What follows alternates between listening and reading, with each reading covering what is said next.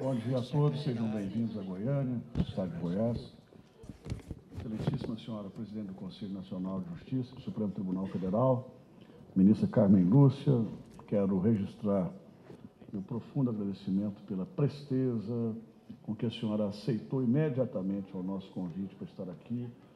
A visita de Vossa Excelência nos honra e honra a todos os secretários, a todos que compõem esse fórum. Caríssimo excelentíssimo senhor ministro do Estado da Justiça e Cidadania, doutor Alexandre Moraes, também igualmente quero agradecê-lo por ter aceito o convite.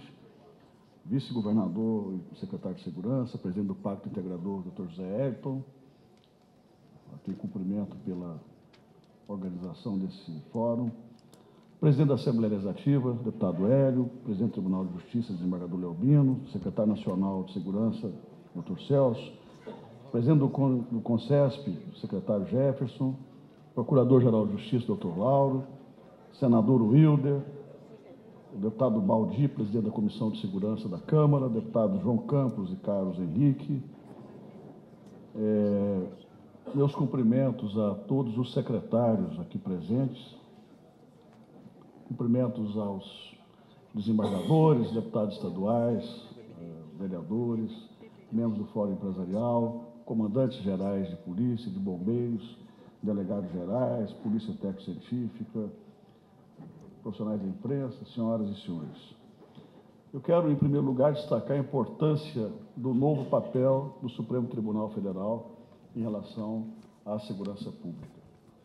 A presidente Carmen Lúcia, ainda na condição de eleita presidente do STF, tomou a iniciativa de telefonar a cada um dos 27 governadores do país, convidando-os pessoalmente, não apenas para a sua posse, mas como também convidando-nos para a primeira reunião realizada por ela na qualidade, na condição de presidente do Supremo Tribunal e do Conselho Nacional de Justiça, no dia seguinte à sua posse, logo no início do dia.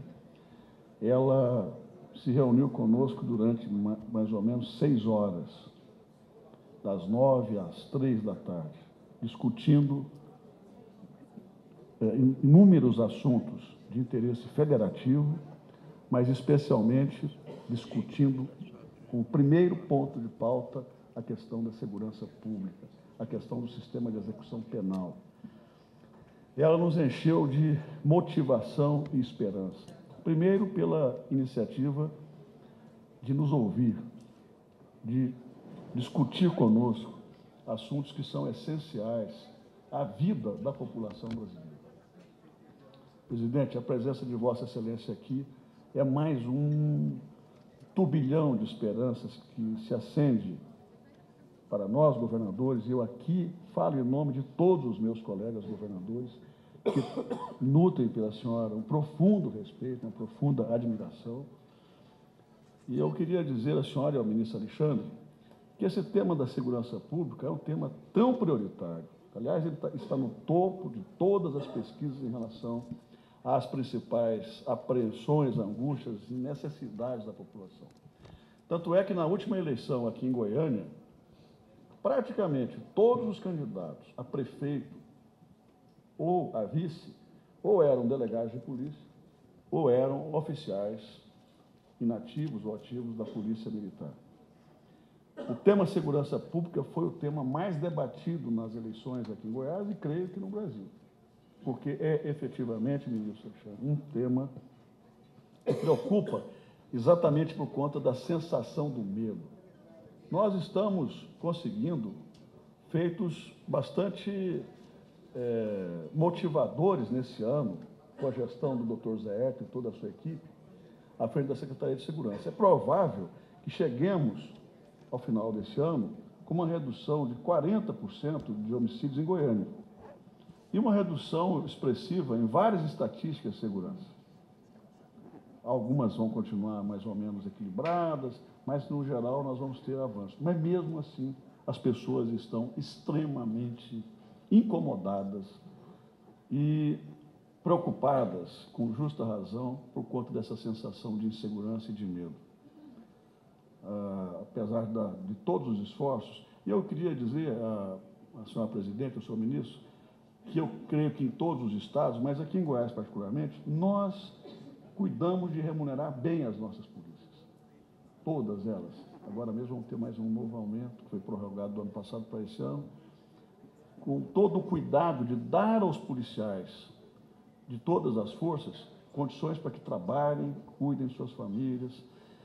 Nós oferecemos às nossas polícias equipamentos de alto nível, de alta qualidade. 2.500 viaturas são renovadas a cada 1 ano e meio aqui em Goiás, são viaturas novas, armamentos modernos.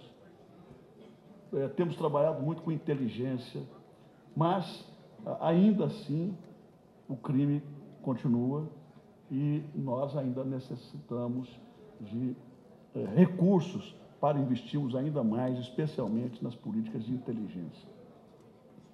Eu tenho falado já há alguns anos, e isso tem sido reiterado e falado pelo vice-governador e secretário, há cerca de 4 pontos. Em relação, eu já conversei com o ministro da Justiça, que há pouco tempo estava do outro lado, como secretário de Segurança, e conhece, como eu, esse tema. Nós, governadores, tratamos desses temas com a ministra Carmen Lúcia, mas eu vou rapidamente falar aqui. O primeiro deles é a ausência de uma política nacional integradora que agora começa a se materializar com a chegada do ministro Alexandre de Moraes. Nós temos no Brasil vinculação constitucional para a saúde, para a educação. Educação a partir da Constituinte de 88. Saúde, quando o Serra era ministro, e eu ajudei como governador a viabilizar essa vinculação. Hoje nós temos que obrigatoriamente investir 25% em educação fundamental e médio e 12% no mínimo com saúde.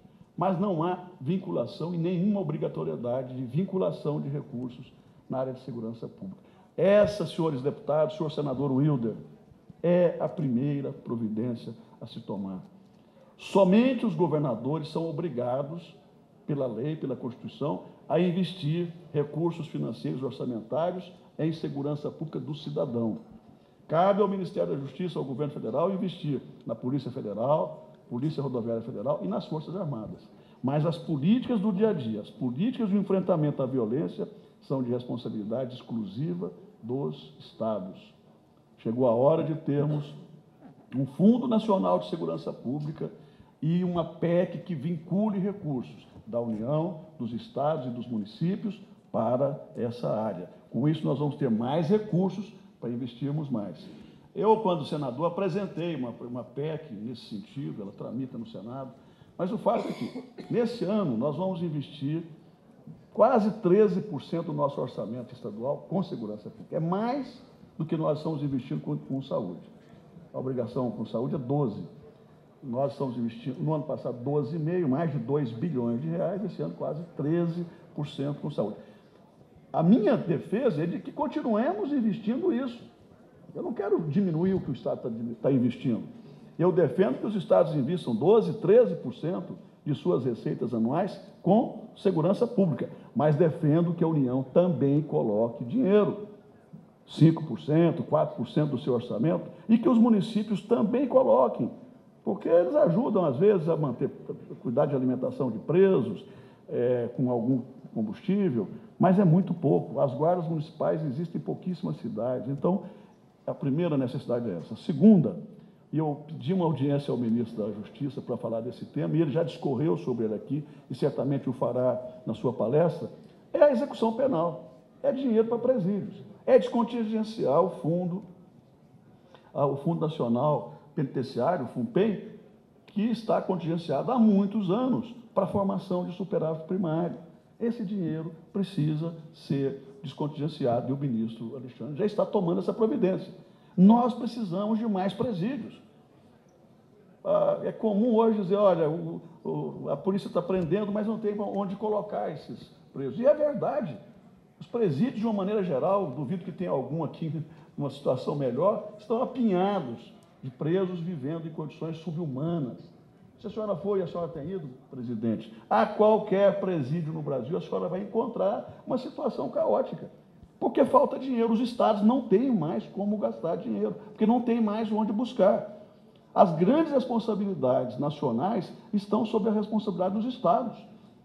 As grandes políticas de saúde, de segurança, de educação são de responsabilidade de estados e municípios.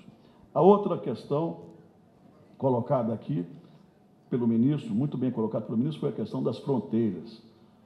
É um absurdo o que acontece nas fronteiras do Brasil, com a permissão da entrada, do ingresso de drogas pesadas, contrabando de armas pelas nossas fronteiras secas ou molhadas, ou por ar.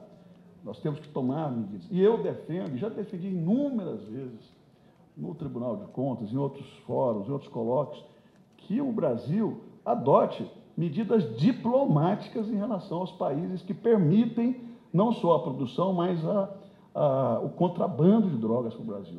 Em alguns países aqui da região, os governos fazem vista grossa com relação às drogas e ao contrabando. O Brasil encheu esses países vizinhos de dinheiro do BNDES para a construção de aeroportos, portos, estradas, isso e aquilo. Corta esse dinheiro.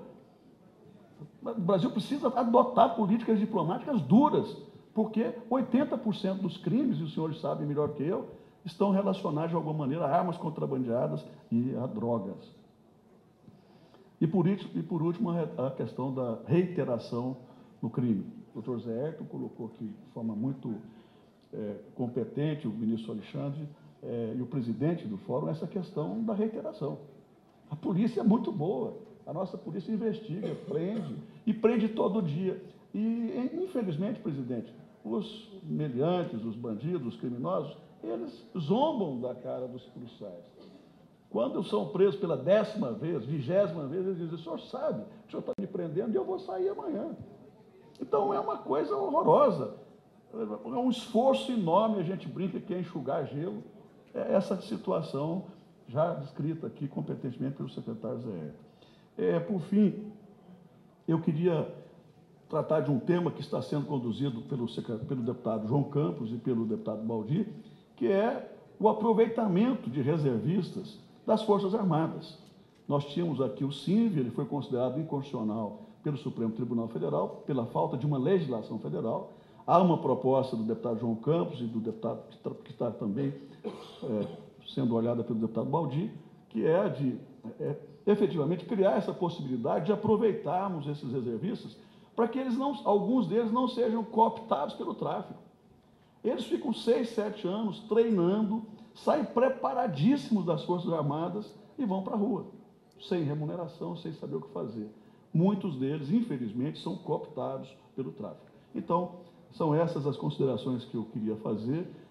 Agradeço fortemente a presença, a disposição do ministro Alexandre de estar aqui conversando, discutindo com a propriedade de quem foi um excelente secretário de Segurança de São Paulo. Agradeço pela sua visita ao doutor Zé Ayrton, naquele momento tenso, de dor, de angústia. O senhor veio no mesmo dia, no dia seguinte, obrigado. Meus cumprimentos, doutor Zé Ayrton, por todo o trabalho. O senhor deixar de ser vice-governador para me ajudar numa área estratégica como essa é muito importante. E, presidente Carmen Lúcia, a senhora, mais uma vez eu digo, a senhora se transformou na grande esperança de mudança, de alteração ou de revigoramento do Pacto Federativo no Brasil. Eu diria que a senhora hoje é o símbolo do novo Pacto Federativo que nós queremos para o nosso país e é também o símbolo da ética, da correção que os brasileiros esperam de uma pessoa pública. Muito obrigado a todos.